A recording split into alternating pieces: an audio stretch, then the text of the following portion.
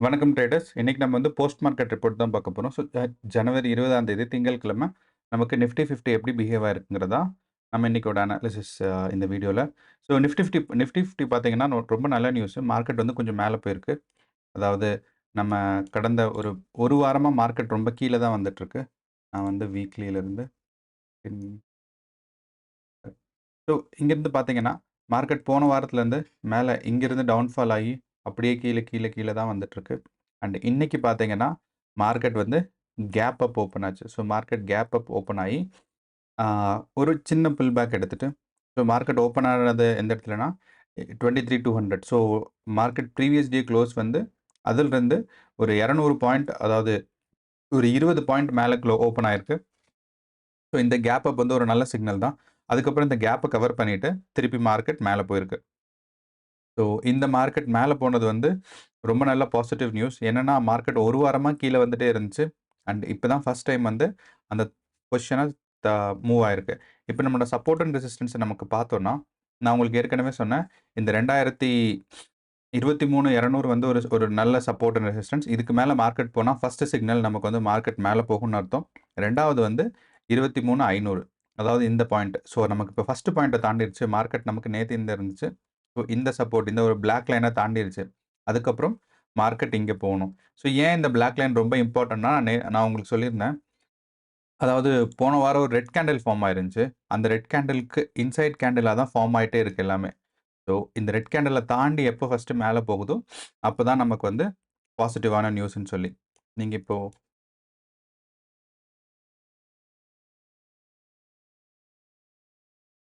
பார்த்தீங்கன்னா, நமக்கு 13ஆம் தேதி ஒரு ரெட் கேண்டில் ஃபார்ம் ஆயிருந்துச்சு. இந்த ரெட் கேண்டில்.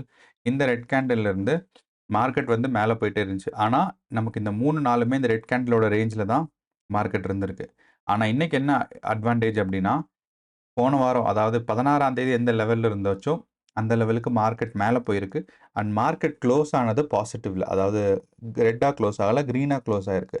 ஸோ இது நமக்கு ஒரு ஃபர்ஸ்ட் சிக்னல் மார்க்கெட் மேல போகும் அப்படிங்கிறதுக்கு ஒரு காரணம். ஸோ அடுத்து 2வது பார்த்தீங்கன்னா, நம்மளோட ஜனவரி மாசம் 21ஆம் தேதி, 22ஆம் தேதி. இது ரொம்ப முக்கியமான நாளா இருக்கு இப்போதைக்கு மார்க்கெட்ல. ஸோ ஜனவரி 21.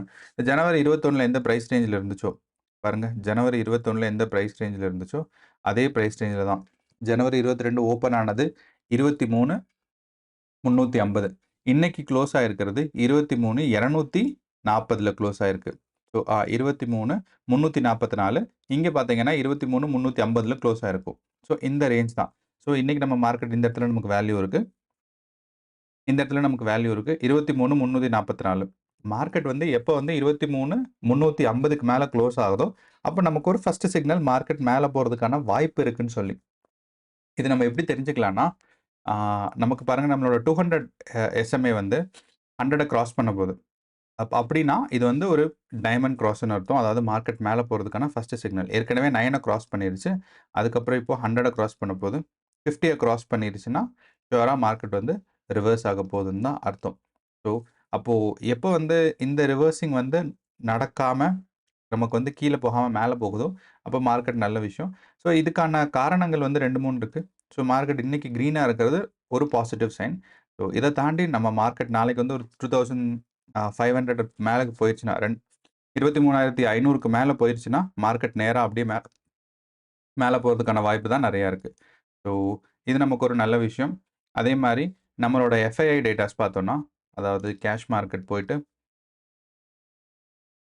முன்னாடி எல்லாம் கம்பேர் பண்ணும்போது, இந்த மாசம் மார்க்கெட் வந்து கொஞ்சம் புல்லிஷா தான் இருக்கு. அதாவது நம்மளோட டிஐஎஸ் டொமஸ்டிக் இன்ஸ்டிடியூஷனல் இன்வெஸ்டர்ஸ் கொஞ்சம் அதிகமா தான் இன்வெஸ்ட் பண்ணியிருக்காங்க. ஆனா டொமஸ்டிக் இன்ஸ்டிடியூஷன்ஸ் வந்து பை பண்ணிட்டு இருக்காங்க. ஃபாரின் இன்ஸ்டிடியூஷன்ஸ் வந்து செல் பண்ணிட்டு இருக்காங்க. இது வந்து மந்த்லி டேட்டா. நான் உங்களுக்கு சொல்லியிருக்கேன். எப்பயுமே வந்து ஃபாரின் இன்ஸ்டிடியூஷன் செல் மட்டுமே பண்ணிட்டு இருக்க மாட்டாங்க. பை பண்ணுவாங்கன்னு. இப்ப நம்ம பார்த்தீங்கன்னா, போன வருஷம் ஜூலைல பார்த்தீங்கன்னா, 2 பேருமே பை பண்ணியிருக்காங்க. மார்க்கெட் மேல போயிருக்கு. உங்களுக்கு தெரியும் ஜூலைலேருந்து மார்க்கெட் மேல போயிருக்குன்னு. அதே மாரி நவம்பர்ல பார்த்தீங்கன்னா, ஆ எஃப்ஐஐஸ், டிஐஎஸும் பார்க்கும்போது டிஐஎஸ் பை பண்ணிட்டே தான் இருக்காங்க. எஃப்ஐஐஸ் செல் பண்ணிட்டு இருக்காங்க. 2 பேரும் ஆல்மோஸ்ட் ஈக்குவலா தான் இருக்காங்க.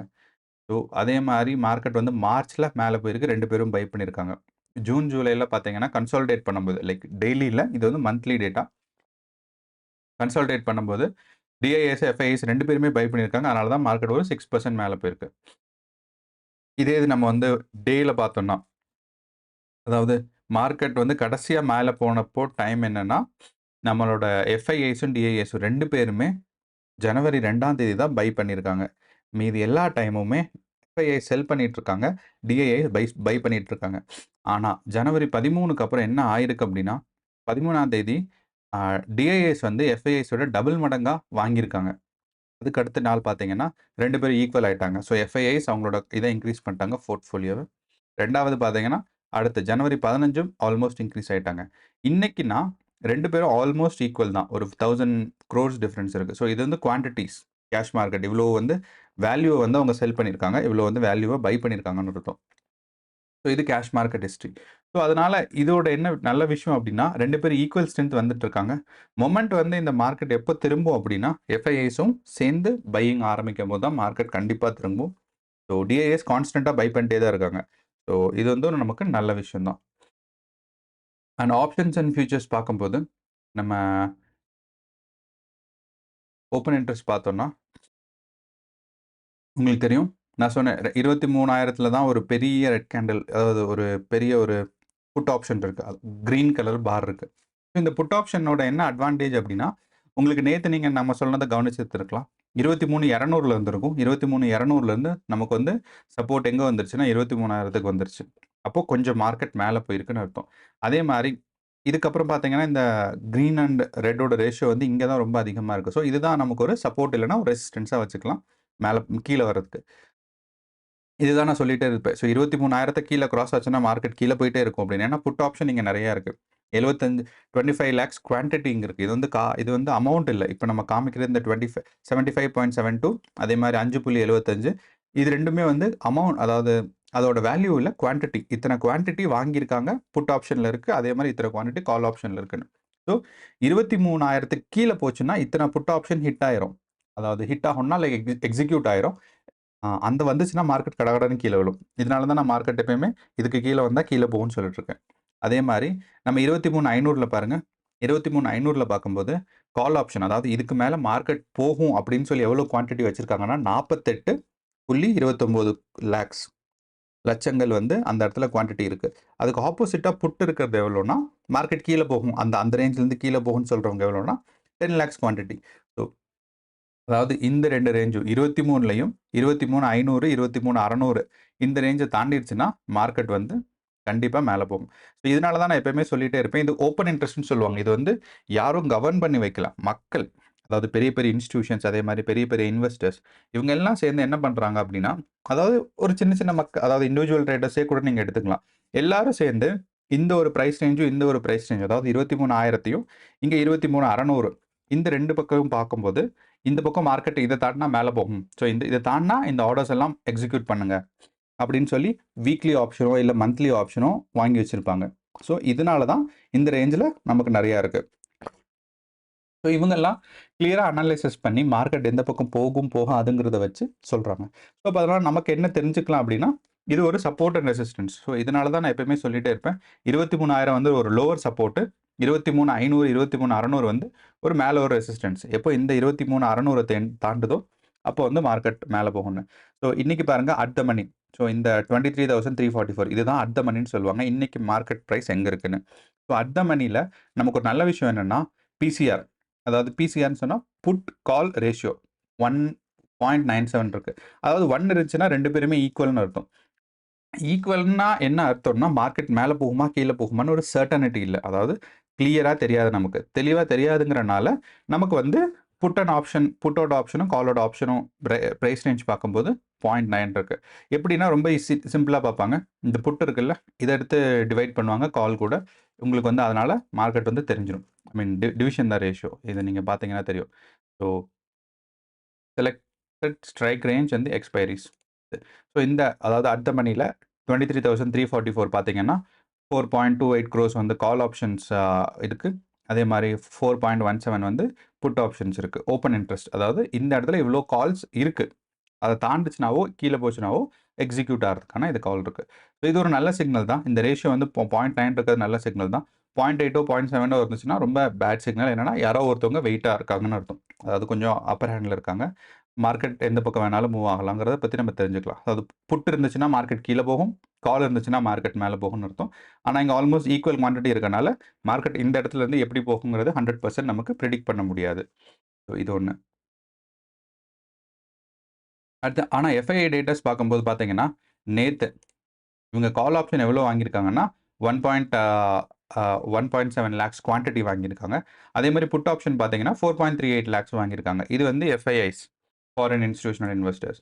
அண்ட் நேத்து வந்து இன்னைக்கு வந்து மார்க்கெட் யுஎஸ் மார்க்கெட் அதாவது ஓப்பன் ஆகாது. இன்னைக்கு லீவ் அவங்களுக்கு. அதே மாரி புதன்கிழமை வரைக்குமே சாரி. புதன்கிழமை வரைக்குமே மார்க்கெட் கொஞ்சம் பெருசா ஃப்ளக்சுவேட் ஆகாது.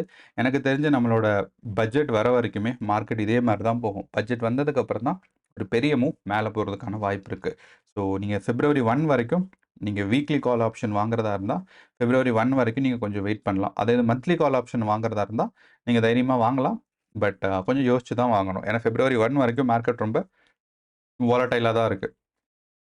அதே மாரி ஆ இங்க பார்த்தீங்கன்னா, இங்க நமக்கு புட் ஆப்ஷன் தான் அதிகமா இருக்கு. புட் ஆப்ஷன்னா மார்க்கெட் கீழ போறதுக்கான சான்சஸ் இருக்குன்னு அர்த்தம்.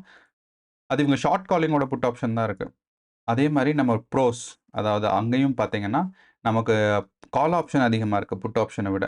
கிளையண்ட்ஸ் பார்த்தீங்கன்னா, புல்லிஷா வாங்கியிருக்காங்க. மார்க்கெட் மேல போகும்னு நெனச்சு வாங்கியிருக்காங்க. ஸோ, அதனால நமக்கு வந்து ஒரு இதுதான். ஆனா நம்மளோட ஃபியூச்சர்ஸ் டேட்டாஸ் பார்க்கும்போது Nifty and bank Nifty FIIs control பண்றது பார்த்தீங்கன்னா, ஸ்ட்ராங்கா பியரிஷ்ஷா இருக்கும். பேங்க் நிஃப்டி மீடியம் பியரிஷ்ஷா இருக்குன்னு சொல்றாங்க. அப்படின்னா லைக் எப்படியா இருந்தாலும் இந்த லெவல தாண்டி நமக்கு கீழ வராது. எப்படி நமக்கு வந்து 23,344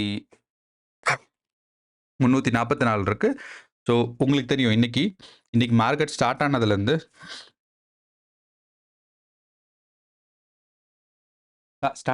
பார்த்தீங்கன்னா, மார்க்கெட் வந்து ஒரு நல்ல விஷயம் என்னன்னா, நமக்கு 24,000 வரைக்கும் போயிருக்கு. ஸோ நிஃப்டி 50 வந்து 23,500 தாண்டி மேல போயிருக்கு. ஸோ இது வந்து நமக்கு ஒரு ஃபர்ஸ்ட் நல்ல ஆப்ஷன். என்னன்னா, மார்க்கெட் வந்து மேல போறதுக்கான சான்சஸ் இருக்குன்னு. சாரி. ஸோ மார்க்கெட் இங்க தான் இருக்கு. நம்ம வந்து 1 டே கேலண்டர் பார்க்கல. ஸோ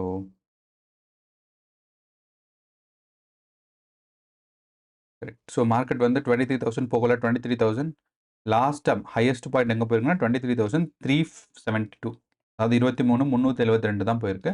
ஸோ எப்போ வந்து மார்க்கெட் 23,500 தாண்டுதோ அப்போ தான் கிளியரா மேலே போகும்னு அர்த்தம். இப்போ நாளைக்கு மார்க்கெட் என்ன ஆகலாம்னா, நாளைக்கு மார்க்கெட் கொஞ்சம் கேப் டவுனா ஓப்பன் ஆயி ஸோ நாளைக்கு மார்க்கெட் கேப் டவுன் ஓப்பன் ஆகி கொஞ்சம் இப்படி கன்சாலிடேட் ஆகலாம். ஸோ இதுக்கான சான்சஸ் தான் கொஞ்சம் மார்க்கெட்டுக்கு நாளைக்கு நிறையா இருக்கு. ஸோ ஆனா, மார்க்கெட் மேல போச்சுன்னா ரொம்ப சந்தோஷம். ஏன்னா, எல்லாத்துக்குமே அது ரொம்ப வாண்டடா இருக்கு. மார்க்கெட் வந்து மேலே போனா தான் ரொம்ப நல்லது. பிகாஸ் மார்க்கெட் ஆல்மோஸ்ட் ஒரு லோல இருக்கு. உங்களுக்கு தெரியும். முதல்ல வந்து நம்ம ஜனவரி, நவம்பர் மாசத்தோட லோன்னு சொன்னோம். அதுக்கப்புறம் நவம்பர் மாசத்துலேருந்து ஆல்மோஸ்ட் இப்போ வந்து ஸோ நவம்பர் 21 நவம்பர் 21 லோ எவ்வளோனா 23,400 அடுத்து நீங்க நம்மளோட ஜூன் மாசத்தோட லோ பார்த்தீங்கன்னா, இந்த இடத்துல இந்த வரும் இந்த லைனு. ஸோ பார்த்தீங்கன்னா இது வந்து ஜூன் 5ஆம் தேதி இருந்த மார்க்கெட் தான் இப்போ 23,344. ஸோ மார்க்கெட் வந்து இதிலிருந்து ரெக்கவர் ஆகணும். ஆனா தான் நல்லது. நான் ஒரு 8 மந்த்ஸ் லோ, 1 இயர் லோலாம் போச்சுன்னா, நெறைய பேத்துக்கு லாஸ் அண்ட் நம்மளால திருப்பி ரெக்கவர் ஆகி திருப்பி மேல வரணும். ஸோ அது ரொம்ப கஷ்டம். ஸோ இந்த நமக்கு இந்த ரெக்கவரிலயும் அதே மாரி இந்த லாஸ்லயும் நமக்கு ஒரு ஒரு ஒரு இம்பார்ட்டன்ட்டானது இருக்கு. நமக்கு ஒரு நான் ஒரு சின்ன எக்ஸ்ப்ளனேஷன் தரேன். நம்ம வந்து ஒரு ரூ. 100 இன்வெஸ்ட் பண்றோம். இப்ப ரூ. 100ல இருந்து ஒரு 90% கீழ போயிருச்சு. அப்படின்னா நமக்கு எவ்வளோ வரும்? நமக்கு ஒரு 90% கீழ ஐ மீன் ஒரு 10% கீழ போயிருச்சுன்னு வச்சுக்கோங்களேன். 10% கீழ போயிருச்சு. ரூ. 100 நீங்க இன்வெஸ்ட் பண்றீங்க. அதுலேருந்து உங்களுக்கு ஒரு 10% கீழ போயிருச்சுன்னா, உங்களுக்கு எவ்வளோ வரும்? ரூ. 90 வரும். ஓகே. கரெக்ட்டு தானே? ஸோ 100லேருந்து 10% உங்களுக்கு லாஸ் ஆயிருச்சு. அப்படின்னா ரூ. 90. இப்போ மார்க்கெட் ரிவர்ஸ் ஆகுதுன்னு வச்சுக்கோமே. நீங்க ரூ. 100 இன்வெஸ்ட் பண்ணியிருக்கீங்க. 10% கீழ போயிருச்சு. உங்களுக்கு ஒரு ரூ. 10 லாபம் நஷ்டமாயிருச்சு. மார்க்கெட் கீழ வருது. இப்ப அதே இது மார்க்கெட் மேல போக போகுதுன்னு வச்சுக்கலாம். 90லிருந்து உங்களுக்கு வந்து 10% மேல போகுது. 90லேருந்து 10% மேல போச்சுன்னா, 99 தான் வரும். ஏனால் ரூ. 100 வராது. இந்த ரூ. 1 தான் நஷ்டம். ஸோ இதுதான் மார்க்கெட்டோட டவுன்ஃபாலுக்கும், அப்ஃபாலுக்கும் இருக்கிற டிஃபரன்ஸு. ஆனா உங்களுக்கு அதே இது 90லிருந்து உங்களுக்கு வந்து 100 வரணும்னா 12% இல்லன்னா 11.5%ஆவது வரணும். அப்பன்னா தான் மார்க்கெட் வரும். ஸோ நீங்க பாருங்க மார்க்கெட் வந்து 2% கீழ விழுந்துச்சுன்னா, உங்களுக்கு அதே பிரைஸ்க்கு மேல வர்றதுக்கு உங்களுக்கு எவ்வளோ தேவைப்படும்? 10% விட அதிகமா தேவைப்படும். இதுதான் நம்ம வச்சுக்கணும். 100 வாங்கும்போது நமக்கு இங்க சிம்பிளா இருக்கு. நம்ம இதே இது ரூ. 1,00,000ன்னு எடுத்துக்குவோம். ரூ. 1,00,000 இருக்கு. உங்களுக்கு வந்து 10% கீழ விழுந்துருச்சு. நீங்க வந்து ரூ. 10,000 லூஸ் பண்ணிட்டீங்க. அதே மாரி ரூ. 10,000 இப்ப 90,000லேருந்து 10% மேல போச்சுன்னா, உங்களுக்கு 99,000 தான் கிடைக்கும். 100 ஐ மீன் 1,00,000 கிடைக்காது. ஸோ அதுதான் பிரச்சனைங்க. அப்போ அந்த ரூ. 1,000 லாஸ். இதே இது ஒரு கோடியில பார்த்தீங்கன்னா, ரூ. 1,00,000 லாஸ். ஸோ இதுதான் நமக்கு வந்து ஒரு பெரிய கால்குலேஷன் நஷ்டம். ஸோ நீங்க எப்பவுமே 10% கீழ விழுந்துட்டு 10% மேல போச்சுன்னா, அ போட்ட காச எடுத்துறலாம் அப்படிங்கிறது ம மனநிலைமையில இருந்தீங்கன்னா, அது ரொம்ப தப்பு. ஏன்னா, நமக்கு வந்து மார்க்கெட் அப்படிதான் ஓப்பன் ஆகுது. ஐ மீன் ஒர்க் ஆகுது. ஏன்னா 10% கீழ விழுந்தா 10% மேல போனா அதே பிரைஸ் சேஞ்சுக்கு வராது. ஸோ இது நல்லா நீங்க ஞாபகம் வச்சுக்கோங்க. ஸோ அதனால தான் மார்க்கெட் கீழ போயிட்டு மேல வரும்போது ரொம்ப கஷ்டப்பட்டு மேல வரணும். ஸோ இது ஒரு லாஜிக்கான விஷயம். ஸோ அதனால மார்க்கெட் இங்க இருக்கு. ஸோ மேல போறதுக்கான சான்சஸ் கொஞ்சம் கம்மி தான். ஸோ நீங்க 23,500 வரைக்கும் மேல போறதுக்கானத கவனிச்சுட்டுருங்க. ஸோ இது இது ஓகே தான். So FID datas and open chain industry எல்லாம் பார்த்துட்டோம். அதுக்கப்புறம் ஸ்டாக் மார்க்கெட் கேலண்டர் பார்த்தோம்னா, ஏதாவது ரிசல்ட்ஸ் வருதா அப்படின்னா, பெருசா ரிசல்ட்ஸ் எதுவும் இந்த இந்த மாசம், இந்த வாரத்தில வரல. ஆனா, சைனாவோட ஜிடிபி குரோத் சொல்றாங்க. பெருசா இந்தியா மார்க்கெட் அஃபெக்ட் பண்ணாது. இண்டஸ்ட்ரியல் புரொடக்ஷன் சொல்றாங்க. அதுவும் இந்தியன் மார்க்கெட் அஃபெக்ட் பண்ணாது. அண்ட் யுஎஸ்ல வந்து நெறையா ஸ்டேட் ஹவுசிங் அதே மாரி இண்டஸ்ட்ரியல் புரொடக்ஷன்ஸ் இதெல்லாம் வருது. ஸோ இதெல்லாம் பெருசா இந்தியாவ எதுவும் அஃபெக்ட் பண்ணாது. எப்போ அஃபெக்ட் ஆகும்னா, ஜனவரி 30ஆம் தேதி ஃபெட் இன்ட்ரெஸ்ட் ரேட் டெசிஷன். அதாவது அவங்க வந்து ஒரு வருஷமா இந்த மார்க்கெட் ஐ மீன் பேங்கோட இன்ட்ரெஸ்ட் ரேட்ஸ கூட்டுறதா, குறைக்கிறதான்னு பார்ப்பாங்க. ஸோ அந்த விஷயத்தில தான் வரும். ஸோ அது வந்து ஜனவரி 30ஆம் தேதி. ஸோ அது இந்தியன் மார்க்கெட்ட டைரக்ட்டா அஃபெக்ட் ஆகும். ஸோ அதனால ஜனவரி 30ஆம் தேதிய வந்து நம்ம கொஞ்சம் ஞாபகம் வச்சுக்கணும். அதே மாரி நீங்க ஸ்டாக் ரிசல்ட்ஸ் பார்த்தீங்கன்னா, 17ஆம் தேதி முடிஞ்சு 19, 20ஆம் தேதி. ஸோ இன்னைக்கு எதெல்லாம் வந்திருக்குன்னா, எல்&டி ஃபினான்ஷியல் லிமிடெட் அது வந்திருக்கு. ஸோ அது பெரிய கேப்பிட்டல் இல்ல நம்மளோட இதுல. அண்ட் Zomatoவோட ரிசல்ட்ஸ் வந்திருக்கு. Zomato ரொம்ப நாளா கீழ தான் இருந்திருக்கு. Q3 ரிசல்ட்ஸ் பார்த்தீங்கன்னா -3.6 okay. Indian results Indian railway finance corporation இருக்கு. அப்புறம் Apollo tubes, okay. Supreme industries, one it so பெருசா அதாவது நிஃப்டி 50 ஐ மீன் கொஞ்சம் இம்பார்ட்டன்ட்டான பாப்புலரான கம்பெனிஸோட ரிசல்ட்ஸ்லாம் வந்திருக்கு. ஆனா நம்ம நிஃப்டி 50 அஃபெக்ட் பண்ற அளவுக்கு எதுவும் இம்பார்ட்டன்ட்டா இல்ல. ஆனா நீங்க வந்து 21 வியாழக்கிழமை பார்த்தீங்கன்னா, ஐசிஐசிஐ இன்சூரன்ஸ் தான் வருது. நம்மளோட இந்தியா மார்ட் வருது. டால்மியா பாரத் வருது. ஏஞ்சல் ஒன் வருது. ஸோ ஏஞ்சல் ஒன் வந்து டிவிடெண்ட் அனௌன்ஸ் பண்றாங்க. ஓகே. அடுத்து நான் சொன்ன மாரி புதன்கிழமை HDFC பேங்கோடது வருது. ஸோ இட் வில் இது இது வந்து நமக்கு வந்து பேங்க்க நல்லா அஃபெக்ட் பண்ணும். பிகாஸ் உங்களுக்கே தெரியும் HDFC பேங்கோடதுல வந்து ஐசிஐ ஐ மீன் எஸ்பிஐயும் HDFCயும் தான் ஒரு இம்பார்ட்டன்ட் ஆனது பேங்க் நிஃப்டிய கவர்ன் பண்றது. ஸோ அதனால அது வரும். அதே மாரி டாடா கம்யூனிகேஷன்ஸ் நம்ம பேங்க் நிஃப்டி அஃபெக்ட் பண்றது வந்து டாடா கம்யூனிகேஷன்ஸ் இருக்கு. இந்துஸ்தான் யூனிலிவர் அதாவது இவங்க வந்து எஃப்எம்சிஜி ஸ்டாக்ஸ் ஃபாஸ்ட் மூவிங் குட்ஸோட ஸ்டாக்ஸ். அடுத்து பாரத் பெட்ரோலியம். ஸோ இவங்க 3மே வந்து புதன்கிழமை வருது. அதுக்கப்புறம் மார்க்கெட் ரெக்கவரி ஆகுறதுக்கான சான்சஸ் நமக்கு இருக்கு. So Hindustan Unilever, Tata communications இது 2மே. அடுத்து நீங்க வியாழக்கிழமைன்னு பார்த்தீங்கன்னா, டாக்டர் ரெட்டிஸ் லேபரேட்டரி வருது. ஸோ இது கொஞ்சம் முக்கியமானது. அடுத்து இது வந்து ஏன்னா மிட் கேப்ல இருக்கு. இந்துஸ்தான் பெட்ரோலியம், அதானி எனர்ஜிஸ் இவங்க எல்லாமே மிட் கேப் தான். அடுத்து ஜேஎஸ்டபிள்யூ ஸ்டீல்ஸு. ஸோ பெருசா இல்ல. அதாவது பெருசா நம்மள வந்து அஃபெக்ட் பண்ற அளவு எதுவும் இல்ல. ஆனா ஐசிஐசிஐ பேங்கோட சாட்டர்டே வருது. யூசுவலா HDFC பேங்க்கும் சாட்டர்டே தான் அனௌன்ஸ் பண்ணுவாங்க. பட் என்னன்னு தெரியல. HDFC ஃபாலோ ஆயிட்டே இருக்கறனால அவங்க ரெக்கவர் பண்றதுக்கா இந்த தடவ வந்து புதன்கிழமை அனௌன்ஸ் பண்றாங்கங்கிறது தெரியல. ஸோ நமக்கு பேங்க்க பொறுத்தளவு பார்த்தீங்கன்னா, புதன்கிழமை HDFC பேங்க் வராங்க. HDFC பேங்க் அவங்களோட ரிசல்ட்ஸ் அனௌன்ஸ் பண்றாங்க. அதே மாரி சனிக்கிழமை பார்த்தீங்கன்னா நம்ம ஐசிஐசிஐ பேங்க்கும், எஸ் பேங்க்கும் குடுத்துருக்காங்க. அண்ட் நேத்து வந்து கோடாக் மஹேந்திரா ஐ மீன் போன வாரம் வெள்ளிக்கிழமை கோடாக் மஹேந்திராவோட பேங்க் ரிசல்ட்ஸ் அனௌன்ஸ் பண்ணியிருக்காங்க. அது ரொம்ப பாசிட்டிவா இருந்திருக்கு. அண்ட் கோடாக் மஹேந்திரா இன்னைக்கு ஒரு 8% மேல போயிருந்திருக்கு. ஸோ இது வந்து ஒரு நல்ல விஷயம். ஸோ இங்க வந்து எஸ் பேங்க், ஐசிஐசிஐ 2ம். ஸோ இந்த வாரத்தில 3 பேங்க் இம்பார்ட்டன்ட்டான பேங்க் வந்து அனௌன்ஸ் பண்றாங்க. அவங்களோட ரிசல்ட்ஸ். ஒண்ணு ஐசிஐசிஐ, ஒண்ணு HDFC, அடுத்து வந்து எஸ் பேங்க். அடுத்து இண்டஸ்ட்ரீஸ் பார்த்தோம்னா, நமக்கு வந்து அந்த அதானி கிரீன்ஸ், அப்புறம் Zomato அவங்கலாம் பண்றாங்க. அண்ட் கொஞ்சம் கேப்பிட்டல் அதிகமா இருக்கிறது பார்த்தீங்கன்னா, எது எதுன்னா, நம்மளோட ம் Hindustan Unilever HUL Hindustan Unilever Limited HULஓட இதுவும் டாடா கம்யூனிகேஷன்ஸ். அடுத்து நம்ம டாக்டர் ரெட்டிஸ் லேபரேட்டரிஸ். ஸோ இவங்கலாம் வந்து நிஃப்டி 50 எஃபெக்ட் பண்றதுக்கு பார்க்குறாங்க. இதெல்லாம் கொஞ்சம் பாசிட்டிவா இருந்தா அவங்களோட ஸ்டாக்ஸும் மேல போச்சுன்னா, நமக்கு நிஃப்டி 50 மேல போறதுக்கான வாய்ப்பு இருக்கு. பட் ஓகே தான். ஸோ இதுதான் இன்னைக்கோட மார்க்கெட் அனாலிசிஸ். நமக்கு வந்து நிஃப்டி 50 மேல போகும். ஸோ நாளைக்கு வந்து கொஞ்சம் கவனமா இருங்க. மார்க்கெட் வந்து சைட்வேஸ் மூவ் ஆறதுக்கான சான்சஸும் இருக்கு. ஸோ எப்படியா இருந்தாலும் மார்க்கெட் இங்க போயிருந்தாலும், மார்க்கெட் வந்து இந்த லெவல தாண்டுனா தான் நமக்கு வந்து மார்க்கெட் கண்டிப்பா மேல போகும். அதே மாரி இந்த லெவல தாண்டுனா கீழ வந்தா தான் மார்க்கெட் கீழ போகும். இன்னைக்கும் பார்த்தீங்கன்னா, மார்க்கெட் இந்த 2 லெவலுக்குள்ள தான் இருக்கு.